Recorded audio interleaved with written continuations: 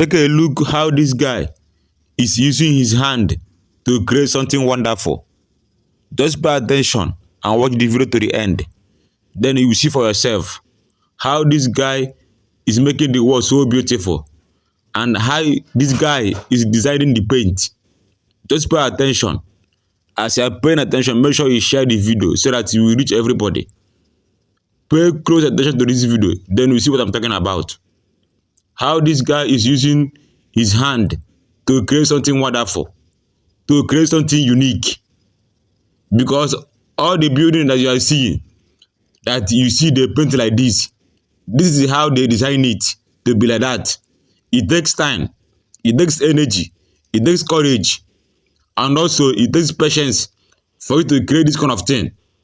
Just share the video so that everybody will see it and you will learn from it. Just pay attention and see what I'm talking about.